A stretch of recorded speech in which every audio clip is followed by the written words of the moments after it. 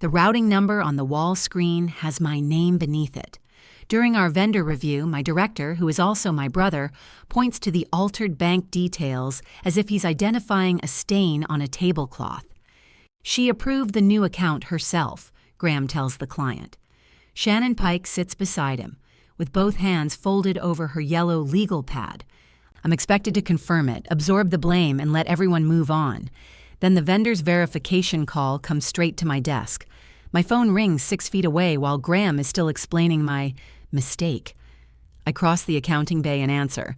Mercer Uniform and Linen. This is Lena. Lena, it's Paul Danner at Morrow Process. I've got a bank change alert carrying your approval, and we have a problem.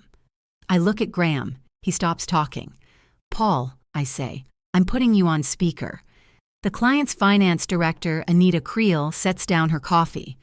Paul's voice fills the room. Morrow did not request a bank change. The account on this alert does not belong to us. Nobody moves except Shannon. Her thumb slides under the edge of her legal pad. I pull the black and white marbled ledger from beneath my keyboard and open it to the green tab marked Morrow. The book is thick enough now that it won't lie flat. A brown coffee ring stains the back cover from a winter inventory 3 years ago. Let's verify, I say. Give me your legal entity. Morrow Process Chemicals, Incorporated. Last 4 in your authorized account? 8164. The screen shows 2097. And who initiated the change showing on your end? There is a quick tapping sound from Paul's keyboard. Submitter is Shannon Pike. Approval came from Graham Mercer's administrator profile 4 minutes later. Your employee credential was attached at 11:43. Shannon's thumb stops moving. I glance at the date. Last Thursday? Yes. At 11:43 last Thursday, I was standing ankle-deep in pink detergent foam at our South Annex because a transfer hose had split behind washer 4. Anita turns from the screen to Graham. Her expression barely changes, which makes it worse. She's a small woman with silver glasses and the kind of voice that never needs extra volume. Mr. Mercer, she says, perhaps you should explain why you told us Ms. Mercer approved this herself. Graham takes one breath through his nose. He has always been good at that breath. It is the pause that lets everyone else feel premature. This is clearly a mapping issue between our financing partner and our vendor master, he says. The system may be attributing the authorization to the wrong user. Paul says it attributed 3 users. Paul, thank you, Graham says, leaning toward my phone. We'll handle this internally. I still need to finish verification, I say. His eyes flick to mine. Lena. I run my finger down the Morrow page. The paper carries years of pressure marks where I wrote over it onto the sheets beneath. Paul, what is the name on the receiving account? Summit Purchasing Solutions, LLC. Anita's colleague, a quiet man named Darius, who has spent the morning photographing freight invoices with his phone, looks up for the first time. Summit is your financing partner? They provide supply chain liquidity, Graham says. That sounds like a yes wearing a necktie, Anita says. Under any other circumstances, I might have liked her. Paul clears his throat. Lena, I also need to tell you that Morrow hasn't received the $186,412 remitted Friday. Your account is now 8 days outside terms. The number lands harder than the accusation did. Morrow supplies the low-temperature enzymatic detergent for 6 of our medical lab routes. We have substitutes, but substitutes mean new wash formulas, test strips, revalidation, and a week of supervisors pretending the word temporary has no cost. Are you placing us on hold? I ask. Credit committee meets at 3. Graham steps closer to the phone. Paul, I'll call you directly in 10 minutes. Use the number in the ledger, I tell Paul. Graham turns his head slowly. Paul understands. I will. I draw one green line through the false routing number I have copied from the screen. My hand is steady enough to annoy me. Anita closes her folder. We're suspending approval of the renewal deposit until we receive a written account of where Friday's payment went. That will create operational pressure on the very service you're reviewing, Graham says. I'm aware. We've met every soil separation standard in your agreement for 11 consecutive quarters. I'm aware of that too. He changes direction without seeming to. It is one of the things he does well. Then you also understand that this appears to be an accounting classification problem, not a service failure. Anita looks at the screen again. My scanned signature sits beneath the Summit account, like a dead insect trapped between panes of glass. I understand that your procurement manager was blamed for an authorization your vendor says came from 2 other people. Shannon finally speaks. The request was in Lena's queue. Her voice is soft and reasonable. Shannon has a voice built for telling people their reimbursement has been denied while making them grateful for the explanation. I turn to her. You submitted it. I processed a request that had already been approved. By whom? She looks at Graham. He answers for her. We are not conducting an internal investigation in front of a client. Anita collects her coffee, leaving a perfect wet circle on the conference table. You were comfortable conducting one when Ms. Mercer was the only person under investigation. Darius closes his laptop. He gives me a brief nod on his way out. The restrained kind people use at funerals and airport security. Graham walks the client team to the lobby. Through the glass wall, I watch him smile as he holds the door. He has the same smile in every trade magazine photograph. Modest, ready, slightly amused by success. At 47, he can make a $250,000 equipment lease sound like a favor he is doing for the lender. Shannon remains seated. The accounting bay outside the glass room has gone unnaturally productive. Keys click, paper shuffles. Someone starts the postage meter even though outgoing mail was collected an hour ago. I take my phone off speaker. Paul? I'm still here. Of course he is. Paul once stayed on a call for 40 minutes while I traced a $6 fuel surcharge through 4 invoices. Send the alert to my company email and copy Anita Creel, I say. Include the audit metadata. Shannon stands. You are not authorized to distribute internal system records. It's Morrow's alert. It concerns Mercer banking activity. Paul says, I can hear you, Shannon. She looks offended as if speakerphones are a personal betrayal. Paul, I say, copy our general accounting mailbox too. Graham returns before he can answer. End the call. I hold Graham's gaze. Call me after your credit committee meets, Paul. I will. I hang up. For several seconds, the room contains only the mechanical hum from the plant beyond the fire doors. The washers are 2 buildings away, but the floor always carries a faint vibration. People who visit us for the first time sometimes think it is highway traffic. After 13 years, I feel it mainly when it stops. Graham shuts the conference room door. What exactly did you think you were doing? He asks. I look at the false approval still projected on the wall. My job. Your job was to give me 30 seconds.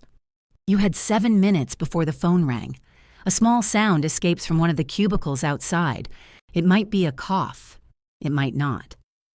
Graham picks up the remote and turns off the screen. The Summit account is part of a short-term liquidity arrangement. Why is it listed as Morrow's Bank? It shouldn't be. Why is my name on it? It shouldn't be. Then we're making progress. His mouth tightens. Graham and I have similar mouths. I dislike noticing it when we fight. Shannon gathers her legal pad. There is a pale square on the top page where her hand blocked the ink from fading in the conference room sunlight. I imported the approval packet I was given, she says. Who gave it to you? I received documents from several departments. Did one of those departments use my signature? Graham says, Shannon, give us the room. She hesitates. It is brief, but I see it. So does he. I should document the conversation, she says. I said, give us the room. She takes the legal pad and leaves. Through the glass, everyone develops a passionate interest in their monitors. Graham waits until she reaches the hallway. You just froze our renewal deposit. I answered a verification call. You could have answered it without putting Paul on speaker. You were presenting my approval to Anita. I was managing a client concern. You told her I changed Morrow's bank details. I told her what the record showed. The record you approved 4 minutes after Shannon created it. His face shifts then, only a fraction. The anger stays, but something tired moves beneath it. "We had a timing gap," he says. "How large?" "That depends on the renewal." My stomach turns cold. "You used Morrow's payment. We used a financing structure against an outbound payable. You sent vendor money to a finance company for 30 days. Did Morrow agree?" "Morrow gets paid. They haven't been paid. They will be." "When?" "When Anita releases the deposit you just stopped. There it is, a circle drawn so tightly it can pass for a plan." I sit in the chair Anita used and look at the coffee ring she left. "How much cash do we have?" "Enough to operate." "That isn't a number. You don't need the number." "I manage the chemicals that keep 12 routes operating. Morrow has a credit meeting at 3. I need the number." "You manage purchasing." "I manage the business." His voice is level again. Controlled Graham is more dangerous than angry Graham because controlled Graham has already chosen the version of events he intends to survive. The door opens without a knock. Becca from reception leans in. "Sorry, Miguel says South Annex is down to 1 sealed tote of Enzy Clean, plus the open one on the rack." Graham doesn't look away from me. "Tell Miguel we have a delivery coming." Becca looks at me instead. "When?" I ask. Graham says, "Tomorrow." "From Morrow?" "Tell Miguel tomorrow." Becca retreats with the careful speed of someone backing away from an animal that has noticed her. I open my ledger again. The Morrow page lists Paul's direct number, escalation contact, banking confirmation, lead times, and the handwritten note I added 2 years ago after Graham complained that callback controls slowed down month end. 3 minutes is cheaper than 3 months. He had drawn a frowning face beside it during a late budget meeting.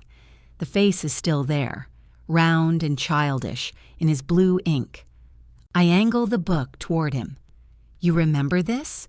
I remember you turning every procedure into scripture. You approved the callback policy. I approved a fraud prevention control. I did not approve you broadcasting our cash position. You broadcast my name first." His jaw flexes. "That is the part neither of us can step around. A bad financing decision can be explained. A forged approval has a person inside it." He pulls out the chair across from me and sits. Suddenly, he looks like my brother again, the one who once drove through an ice storm to replace a failed boiler motor before a hotel account ran out of sheets. His tie is crooked. There is detergent dust on one cuff. "The second tunnel was the right move," he says. "You know it was. The permit wasn't ready. The county told us 6 weeks. Then they found a drainage objection after we poured the pad. So you borrowed against Morrow?" "I bridged a payable against committed revenue. You forged my authorization. I did not forge anything. Then who attached my credential?" He glances toward the glass wall. Shannon's desk is empty. I stand.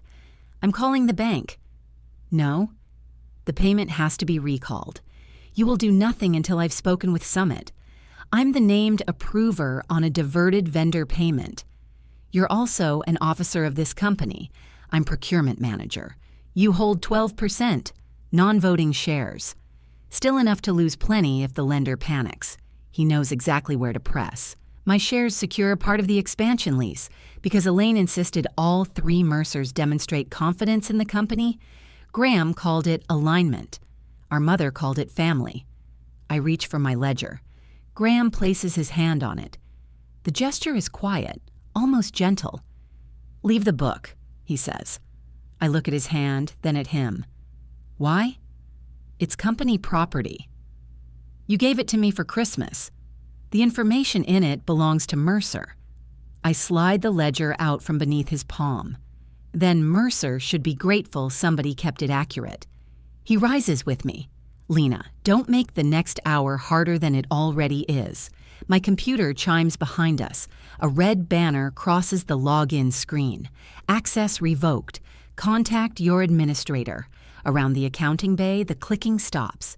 Graham picks up the conference phone and calls human resources from memory. "Marcy," he says, watching me. I need you to prepare a temporary administrative leave notice, effective immediately. Then he lowers the receiver slightly. Mom already knows. The receiver clicks softly against Graham's wedding ring. I look at him. What does Mom know? He covers the mouthpiece. She knows there's a cash issue and that you escalated a client review. Does she know you used my name? Marcy, hold on, he says into the phone, then presses the mute button. Do not turn this into a family spectacle. You called Mom before you called Human Resources. She chairs the shareholder committee. She owns the vote that keeps you in charge. His eyes harden. And there it is. What? The thing you always pretend isn't underneath all this. I wait. He gestures toward the dark screen, the accounting bay, the plant beyond it. You think you should be running the company. I almost laugh. I think Morrow should have its money. You reduce every decision to the one column you control, and you turn every hole into a bridge. Marcy Vale arrives carrying a blue folder and the expression of someone who has been handed a live electrical wire. She has worked at Mercer for 9 years, long enough to know which arguments are operational and which ones will be mentioned at Thanksgiving. Graham, she says. Lena, temporary administrative leave, he tells her. Pending review of unauthorized disclosure and vendor control irregularities. Marcy's gaze moves to me. Do we have an outside reviewer?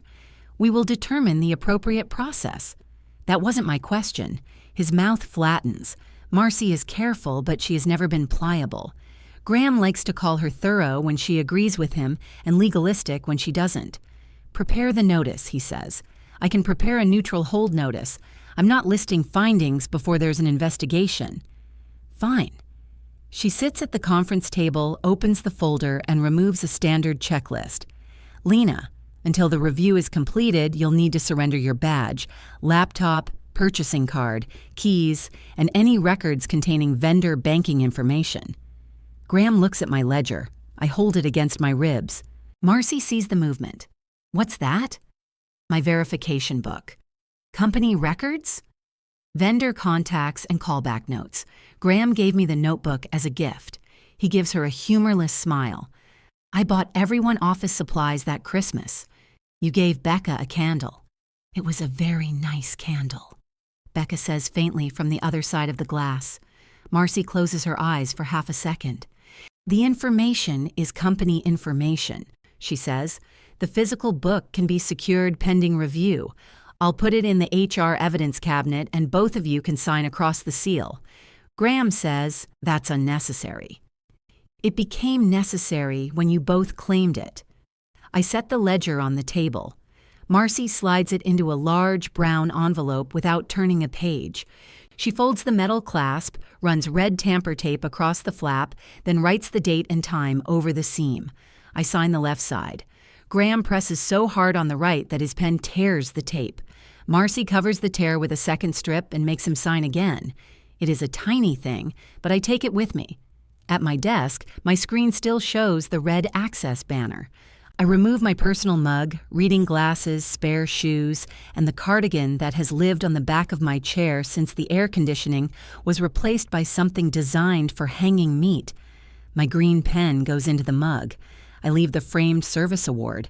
I leave the miniature stainless steel detergent Tote Miguel made from scrap for my 10th anniversary. I leave the jar of antacids in the top drawer, though that feels optimistic. Shannon returns while I am coiling my phone charger. "Can I speak with you?" she asks. Graham is standing near the copier. He pretends not to listen. "You've already spoken," I say. Her cheeks color.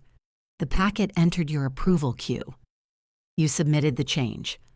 I entered data from an executive instruction. "You knew Summit wasn't Morrow. I knew Summit was handling the payment." "As what?" "You should ask Graham." I did. She glances toward him. "Then you know more than I do. Shannon is 43 and frighteningly good at reconciling statements. She can find a transposed digit in a 100-page freight report before lunch. She also keeps a tiny sewing kit in her desk and repairs loose buttons for anyone who asks. Once, during a health insurance enrollment meeting, I watched her make a warehouse supervisor cry with relief because she had found the form he thought he lost. That contradiction makes her harder to dismiss. "Did you attach my credential?" I ask. "No." "Did you use my signature page?" "I imported the packet." That's the same sentence in a different blouse. For a moment, her mouth almost twitches. Then she looks past me and the moment is gone. Marcy escorts me to the lobby, which is humiliating in exactly the quiet way escorts are meant to be. The accounting staff do not look up. Becca looks up too much. As I surrender my badge, Miguel comes through the plant door wearing rubber boots and a gray uniform shirt darkened with sweat between the shoulders. "Paul's driver canceled tomorrow's delivery," he says. "Credit hold." Graham appears behind Marcy.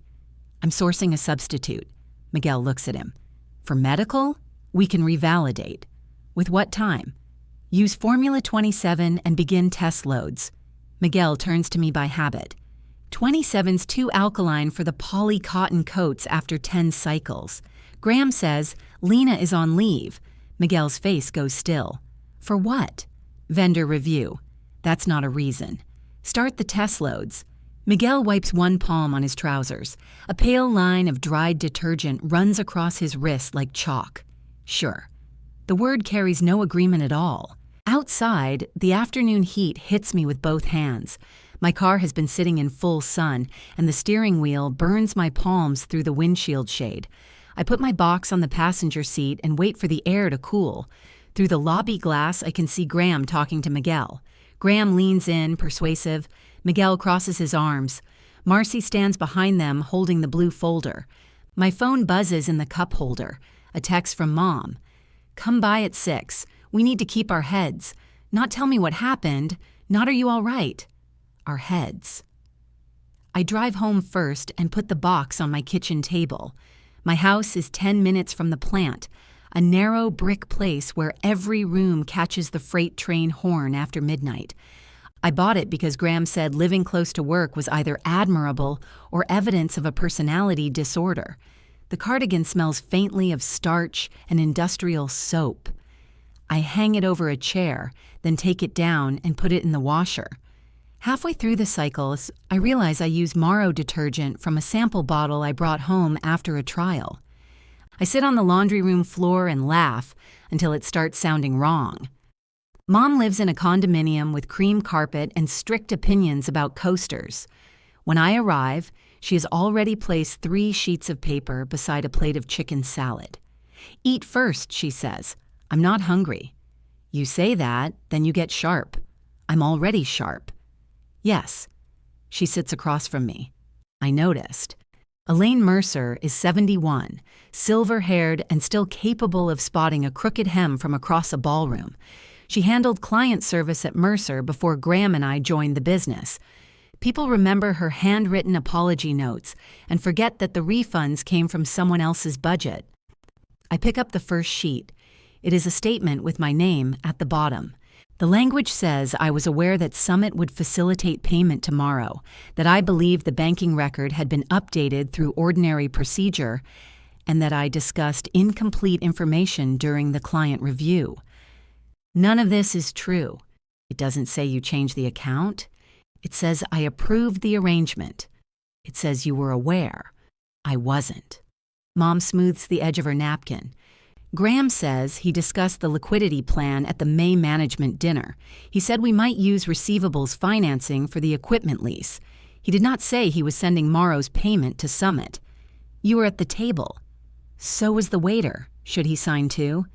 Lena. Did you approve it? She takes too long. My appetite disappears so completely it feels swept away. Graham came to me about a temporary facility, she says.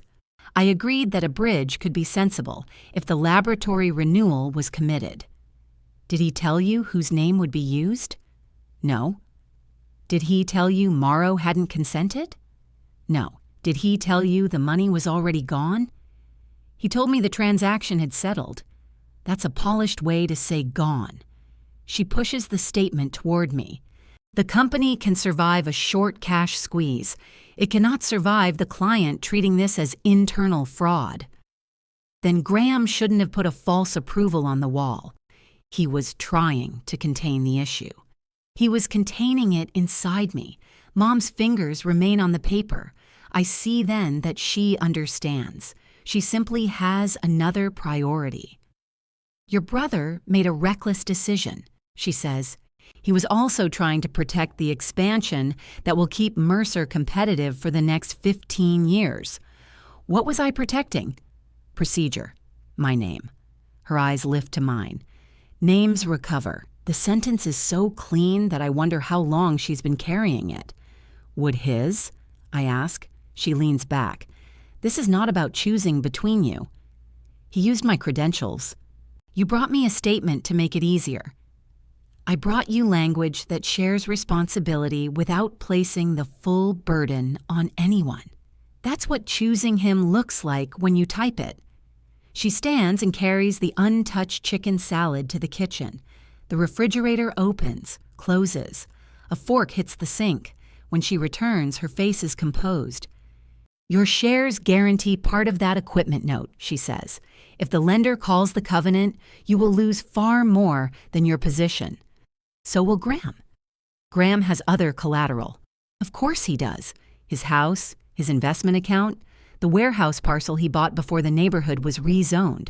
My collateral is concentrated in Mercer because every annual distribution came with the same advice. Keep your confidence where your family can see it. Mom taps the signature line. I am asking you to think past today. I am. I fold the statement once, then again, and slide it back to her. I won't sign it. She does not ask me to reconsider. That would require admitting my answer belongs to me. At home, dusk has turned the windows into dark mirrors. I reheat soup and leave it on the stove. My company email rejects my password.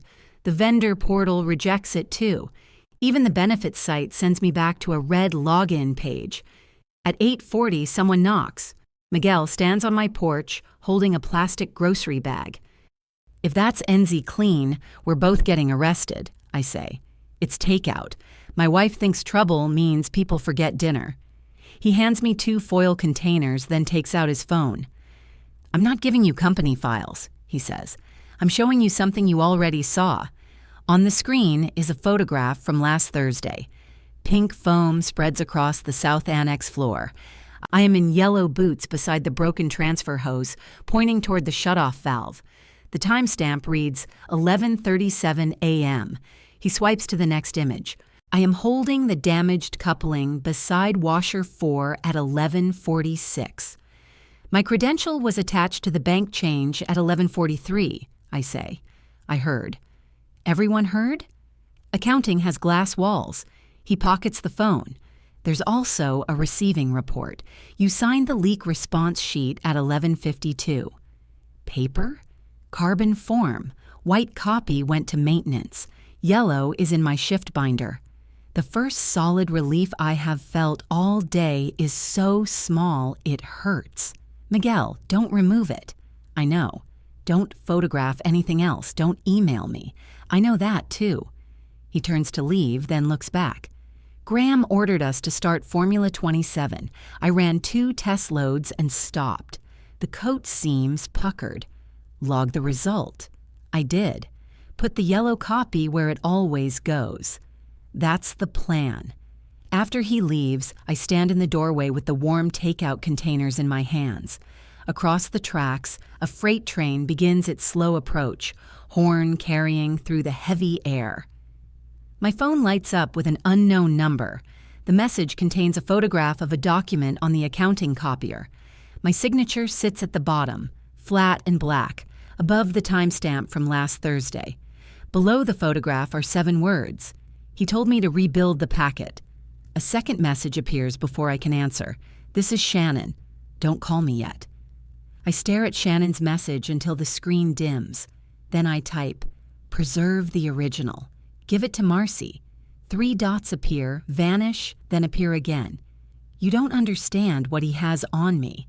I type, then give Marcy that too. No answer comes.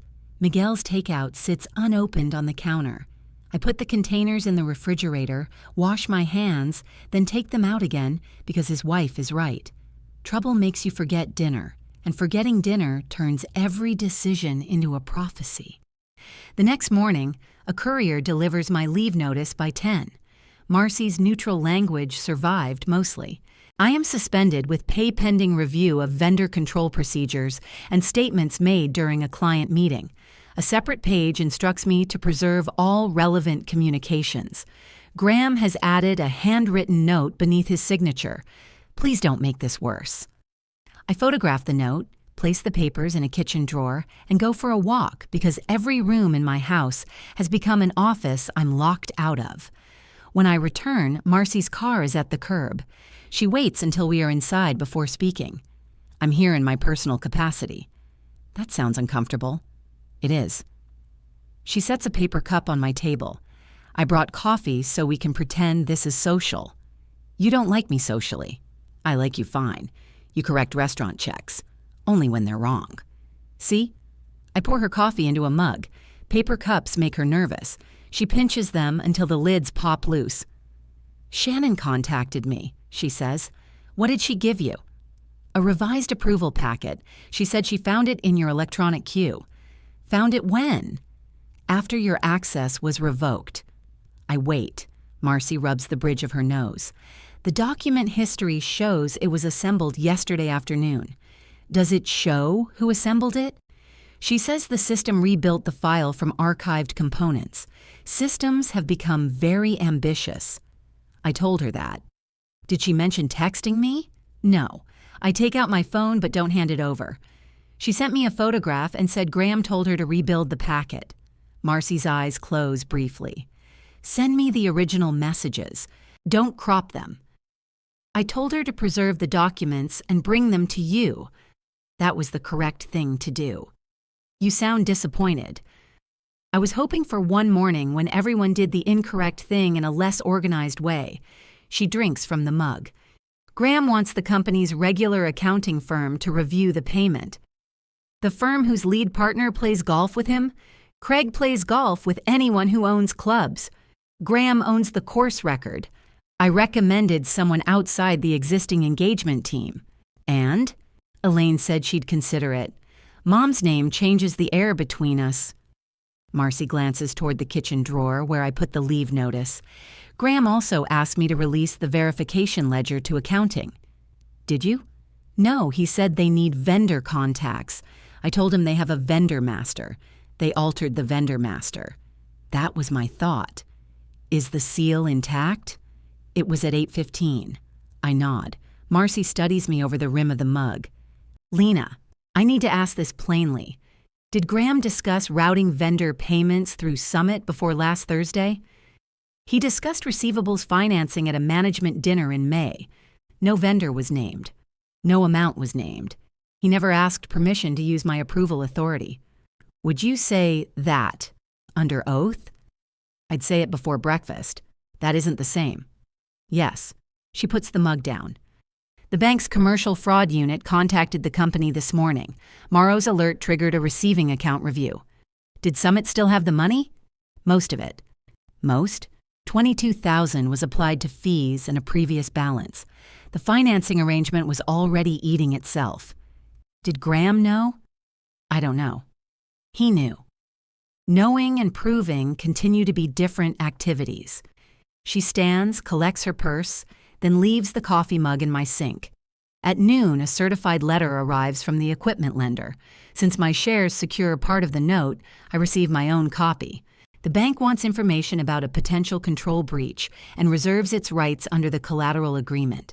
The paragraph is calm, technical, and perfectly capable of taking my house apart. I read it twice, then call the number of the attorney who reviewed my guarantee 18 months ago. Nora Feld practices out of a converted brick bungalow between a tire shop and a florist. She charged me $400 at the time to say the agreement favored the bank, which I already knew, then made me underline the paragraph that proved it. She can see me at 4. Nora reads the bank letter with a pencil between her teeth. You signed a broad cross-default provision, she says. I remember. You called me stubborn when I told you not to. I called the bank stubborn. You were looking at me. She turns to the guarantee. If the company defaults because of a dishonest payment event, the lender can move against pledged shares. Your house is outside this particular instrument. I let out a breath. Your shares are not a decorative asset, she adds. Do not look relieved. What should I do? Preserve your records. Communicate through proper channels. Don't access company systems. Don't persuade employees to remove documents. Don't sign statements written by your mother. I look at her. Your family is not subtle, she says. Elaine called my office before you did. Why? To ask whether you had an appointment. And you told her? My assistant told her we don't discuss clients. The betrayal arrives in a softer shape this time. Mom is checking the exits. Nora marks one sentence in the lender's letter. They're asking for a corrective plan, not calling the note today. That gives the company room. It also gives Graham time to shape the story. Can I force an independent review? As a 12% non-voting shareholder, you can request one very loudly. Elaine can force it. The lender can require it. The client can make it a condition of renewal. I don't want the client deciding who runs Mercer. Then offer a corrective plan before they do. I leave with 3 pages of notes and a bill that hurts just enough to be real. Graham is waiting beside my car. He has removed his tie. His shirt sleeves are rolled to the elbows, and a small rust-colored spot marks one cuff. Formula 27, I say. He looks at the stain. Test load splashed me. Did the seams pucker? 2 batches. Miguel logged it? Of course he logged it. That comes out sharper than he intends. What are you doing here? I ask. Mom told me you had an appointment. Mom needs a hobby. She's terrified. So am I. The admission shifts something. Graham leans against the hood of his car. Morrow voted to keep us on hold, he says. They'll release 1 tote on cash in advance. Wire them directly. We can't move that amount until Summit releases the hold. How much can you move? He looks toward the street. Graham. 48,000. Without missing payroll or the equipment draft. Morrow needs 186. I grip my car keys until the teeth press into my palm. You told me we had enough to operate. We have receivables. We have promises from people who now know we changed a vendor's bank account. We have a client trying to use this to renegotiate. Anita didn't put my name on the screen. No, she just froze $600,000 while we sorted it out. That deposit wasn't ours yet. It was committed. Committed revenue is your favorite kind. You can spend it before it arrives and blame someone else when it changes its mind. He pushes away from the hood. Come back. I stare at him. I'll restore your access, he says. Vice President of Procurement, effective immediately. You'll report directly to the shareholder committee. We'll add you to the operating review. What do you need me to say? His expression barely moves. There is always a sentence. That you were aware Summit would facilitate the Morrow payment, he says. That Shannon had reason to believe she was processing an authorized arrangement. No. Listen before you decide. I decided yesterday. The independent review can still recommend tighter controls. We can still repay Morrow, fix the client issue, and move forward. With you in charge of payments? Operations. Payments? He exhales. The controller reports through operations. Then no. Lena, the bank does not need a family dispute. It needs evidence that the transaction had a business purpose. It had a business purpose. It also had a false approval. Intent matters. Mine certainly did when you presented it to Anita. He looks down at the pavement. I was trying to give her a clean answer. You gave her me. The tire shop's impact wrench rattles across the street. Nora's office door opens, and an older man steps out holding a folder. Graham waits until he passes. Tell me what you want, he says. An outside review. Full disclosure to Morrow, Anita, and the lender. Repayment plan in writing. Your payment authority suspended during the review. My guarantee released before any restructuring. You want to remove me from my own company. I want you removed from bank approvals. Same thing in your mind. No, that's how you made it the same thing? He laughs once without humor. Do you know how many times I've kept this place alive while you stood there with a checklist? Do you know how many checklists were written because you almost didn't? His face changes. Not anger this time. Hurt. It would be easier if he were empty. The warehouse delay was not my fault, he says. The false approval was. He gets into his car and closes the door carefully. Before starting the engine, he lowers the window. When the lender sees the full cash position, they may force a sale. Then we show them the corrective plan first, and if they reject it, then we deal with what's true. You always say that like truth has never missed payroll. He drives away. The independent review is approved that evening, though Mom's email calls it a limited procedural assessment. The reviewer is Dana Cho, a forensic accountant from the bank's regional panel. Her first instruction freezes deletion across the accounting system. Her second requires separate interviews. My interview takes place in Mercer's small training room. Marcy sits beside Dana. I am permitted through the lobby with a visitor badge that says, "Escort required" in red. The plant smells wrong. Formula 27 has a sharp mineral odor, less like clean cotton and more like a public pool. Dana is brisk, middle-aged, and entirely unimpressed by family history. She asks me to describe the callback routine, then requests the ledger. Marcy retrieves the brown envelope. The tamper tape is intact. I feel my shoulders drop. Dana photographs both signatures across the seal before opening it. She turns to the Morrow page, studies Paul's fixed contact information, my green line through the false number, and Graham's old blue ink frowning face beside my note. "Who drew this?" she asks. "Graham." "When?" "2 years ago." Across the table, Marcy bites the inside of her cheek. Dana does not smile. Useful ink comparison. She asks where I was at 11:43 last Thursday. I describe the hose failure, Miguel's photographs, and the carbon response form. Dana already has them. She places copies beside the approval packet. My wet boots are visible in one image. The forged signature is visible in the other. The signature page was scanned at 11:41, Dana says. Accounting copier. User code assigned to Shannon Pike. Where did the signature come from? Your annual Morrow Terms acknowledgement from January. The revised packet claims I approved the change at 11:39, 2 minutes before Shannon scanned the signature she supposedly already had. Dana closes the folder. Mr. Mercer says you gave verbal authorization at the May dinner. He offered me a promotion yesterday if I'd say that. Marcy turns sharply. He did what? I repeat his words as closely as I can. Dana writes without looking up. The training room door opens. Shannon stands there with a banker's box against her hip. Her face is gray. "I'm sorry," she says. "I know I'm early." Dana checks the clock. "Your interview is in 20 minutes. I need to change my statement." From the hallway, Graham's voice carries toward us. "Shannon, don't say another word until counsel arrives." She flinches, then tightens her grip on the box. Dana looks from Shannon to Graham, who has stopped outside the open door. "Ms. Pike," Dana says, "would you like us to close the door?" Shannon looks directly at me. "Yes," she says, "and I want Lena to stay." Dana closes the door herself. Graham catches it before it latches. "Company counsel is on the way."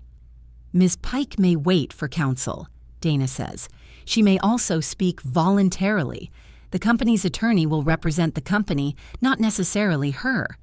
Shannon's grip tightens on the banker's box. Graham looks at her. "You're frightened. Don't confuse that with needing to confess to something. You told me I'd be protected. I told you we would correct the record. You told me to rebuild it." The hallway has gone silent. Graham lowers his voice.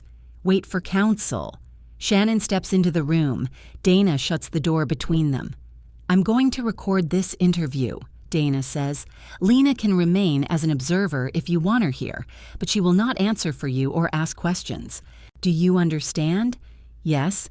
"Do you want time to retain your own attorney?" Shannon looks down at the box. "If I wait, he'll say I invented this after I was caught. That possibility will exist whether you speak now or later. I want to speak now.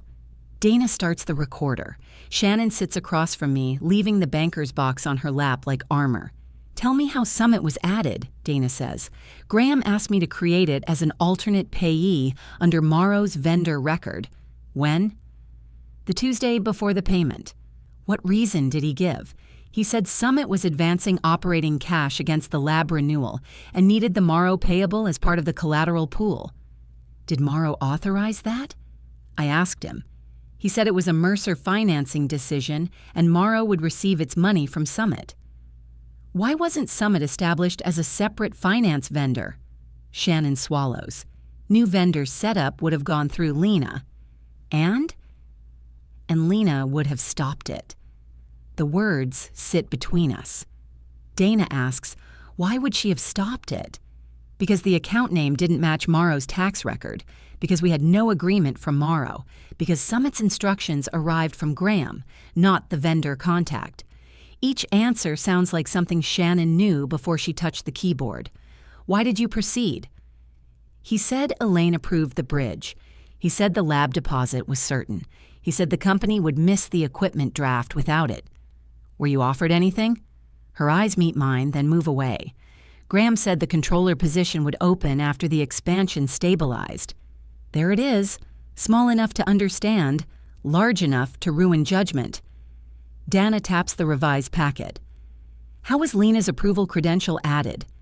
The payment wouldn't release without procurement authorization. Graham told me to use her employee number and attach her signature from the January Morrow terms form. Who scanned the signature page? I did. Who attached it? I did. Who approved the payment? Graham. Did Lena know? No. The answer comes faster than any other. Something loosens in my chest, then catches again. I believed her before she said it. I still needed to hear her say it. Dana points to the banker's box. What did you bring? Shannon sets it on the table and lifts the lid. Inside are batch sheets, closing checklists, printed emails, and a yellow journal entry form. I keep paper reconciliation copies until quarter end, she says. The payment didn't balance because Summit retained fees.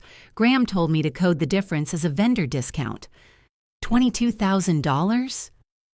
Part was a prior facility fee. I told him it couldn't be a Morrow discount. He told me to post it after close.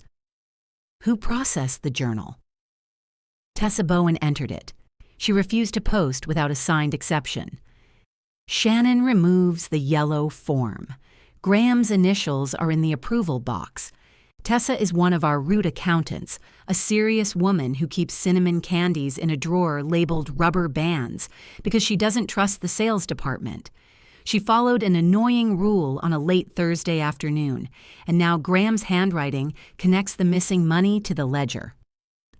What did Mr. Mercer ask you to change after the client meeting? Dana says. Shannon opens the rebuilt packet. He wanted the May management dinner agenda added as evidence Lena knew about Summit.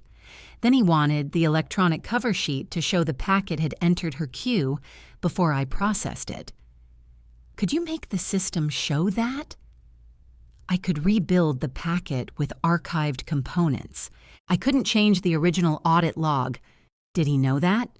I told him. What did he say? Shannon rubs her thumb along a paper cut. He said most people only read the cover sheet. Dana stops writing. Shannon's face folds for 1 second.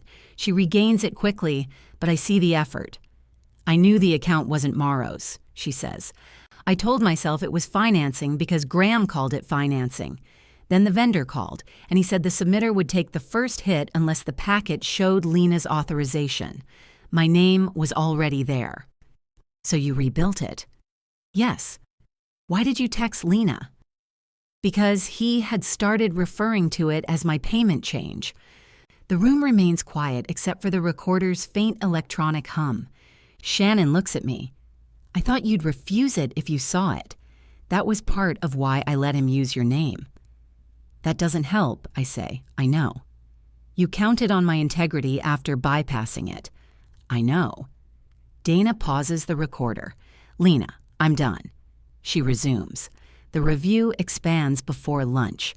Dana interviews Tessa, Miguel, Paul, Marcy, Graham, and Elaine separately. Company counsel arrives in a navy suit and spends most of the afternoon asking for copies of documents everyone already has. My visitor badge expires at 5. Becca prints me another one. The following morning, Dana calls the parties back to the glass conference room. Anita and Darius sit on the client side of the table. May Rollins from the equipment lender sits beside Elaine. Graham is at the far end with counsel.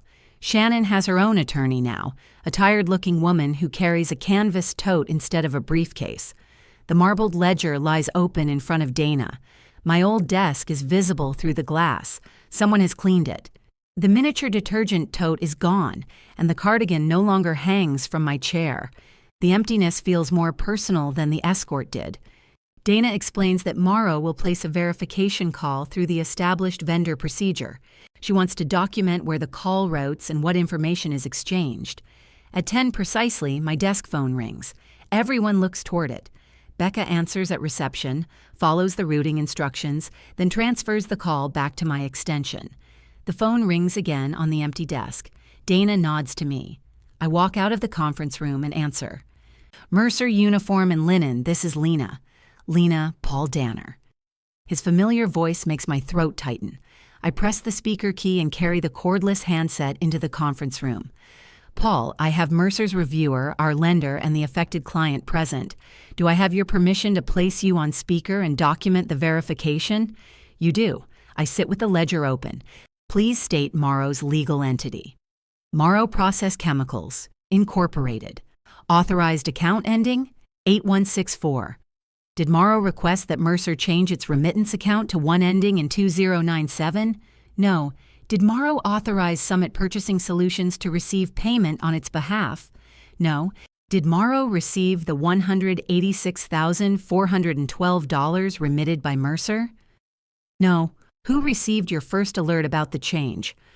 Our Treasury mailbox received the automated notice. Per the callback instruction on file, I contacted you. Could that callback instruction be changed through Mercer's vendor portal? No, it requires written authorization from Morrow's controller. Did you provide such authorization? No. I turn the ledger toward May. Paul's fixed callback details sit above my green line through Summit's number. Dana takes over.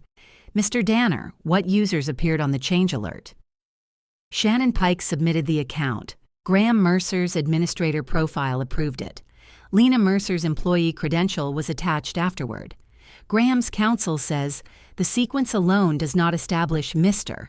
Mercer's understanding of how the credential was obtained. Dana looks at Graham. Then he can clarify.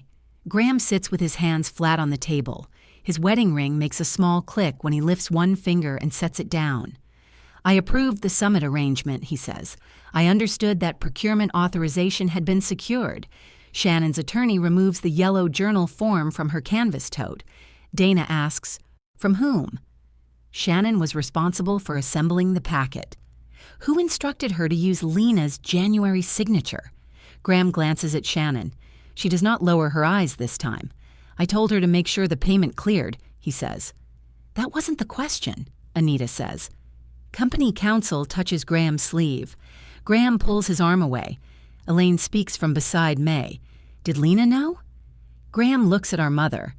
I understand then what he has been waiting for. Not the bank, not Dana, her. He has always believed that if he can keep Elaine uncertain, uncertainty will lean his way. The signature page lies beside the photograph of me in yellow boots. Tessa's exception form lies beside that. The ledger stays open to the callback number Graham once decorated with a frowning face. Every ordinary thing is still ordinary. Together they leave him nowhere comfortable to stand. No, he says. Lena didn't know. Elaine's hands close around her glasses. Did you intend for Anita to believe she did? Dana asks. Graham looks at me now. I intended to buy time. Using her name? Yes. The word is quiet. It humiliates him more thoroughly than any accusation I could have made. Paul remains on the line. I need authorization to restore Morrow's verified account. Dana slides the correction form toward Graham. His payment authority has already been suspended under the interim review order.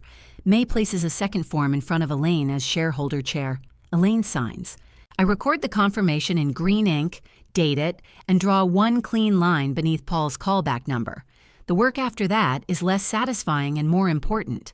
Summit releases the funds remaining in its account after the bank freezes further transfers.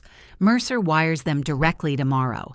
The unpaid balance and fees become part of a controlled repayment plan funded by Graham's suspended distributions and the sale of a block of his shares under the lender's recapitalization. Morrow sends one emergency tote as soon as the first wire clears. Miguel takes Formula 27 out of service and spends 2 shifts restoring the medical formulas. The puckered coats are replaced at Mercer's expense. Anita does not release the full renewal deposit. She agrees to staged payments tied to service and financial control milestones. Graham calls the terms punitive. May calls them the reason the company still has a renewal. Shannon's employment ends after the review. Her cooperation helps recover the funds, but it does not erase what she entered or rebuilt. On her last day, she stops beside the training room where I am reviewing vendor procedures with Dana. "I'm sorry," she says. "I know. I kept thinking there would be a point where it became harmless. There usually isn't." She gives a short nod. "Tessa said you told her I'm good at reconciliations." "You are. That almost makes it worse." "It should." She accepts that and leaves. The lender requires an outside controller and removes Graham from payment approvals. Elaine votes to remove him from operations after Dana presents the final report. Her hand shakes when she signs the resolution, but she signs it. Graham stays a shareholder while the recapitalization is completed. He works from a temporary office across town, handling the equipment sale and nothing involving vendors, employees, or bank access. He asks to see me once before I leave Mercer. We meet on the loading dock after the evening routes have gone out. The second tunnel is finally running. Through the open bay, I can hear its steady mechanical churn. "It works," Graham says. "I can hear it." The expansion. "I know what you meant." He puts his hands in his coat pockets. If the permit had cleared on time, none of this would have happened. The equipment problem might not have happened. He looks toward the tunnel. "You think I'm a thief," he says. "I think you decided temporary meant permitted. I was going to replace every dollar. And I was going to carry the record if you couldn't." He nods once. A cold draft pushes lint across the concrete between us. "I did keep this place alive," he says. "You did," more than once. He looks surprised that I gave him that. "You also used me as material," I say. That lands. He looks older than he did across the conference table. "I'm sorry, Lena. I believe he means it. Believing him changes nothing I need changed. My resignation includes a negotiated purchase of my shares at the independent valuation, release of my personal guarantee, and a written statement that the vendor change occurred without my knowledge or approval. The payments for my shares will come over several years. The first check is modest enough to make revenge look a lot like budgeting. Mom signs the agreement without asking me to reconsider. Before I leave her office, she says, "I asked the wrong person to pay for his mistake." "Yes. I thought the company needed him more." "I know." She presses her lips together. "I was wrong." It is an acknowledgement, not a repair. We stand 3 feet apart with the signed papers between us. For a long while afterward, she sends only documents requiring my signature.